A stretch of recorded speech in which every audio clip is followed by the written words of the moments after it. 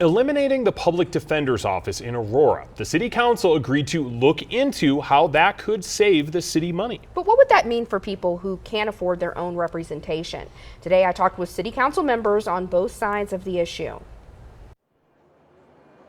Every U.S. citizen has the right to legal representation. And in Aurora, leaders are taking a closer look at how much it costs to provide that representation. The proposal is to do an RFP to determine whether or not the city could save money by doing what every other city in Colorado except for Denver and I think one other does, and that is to contract the public defender services that we would provide to those who would be eligible. Aurora City Council Representative Dustin Zvonek is backing that RFP or request for proposals. The report that was done by the Citizens Advisory Budget Committee suggested that the cost savings could be near $1 million.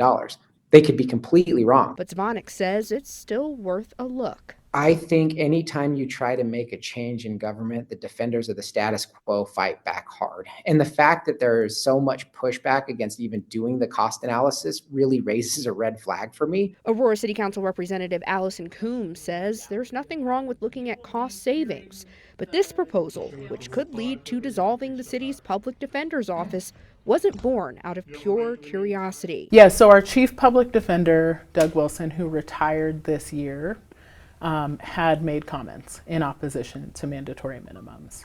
And that's when this whole push started. It was initiated in a situation that appears retaliatory. And Coombs thinks some are overestimating the cost savings. But it was predicated on the idea that it would cost only $85 an hour. A Chief Justice directive requires that they be paid at least $100 an hour to provide contract public defense.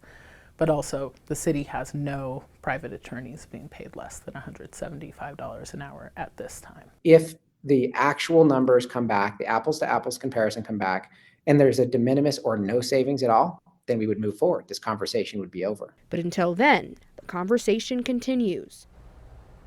The public is invited to comment on the possibility of privatizing the public defender's office at tonight's Aurora City Council meeting. It begins at 6:30.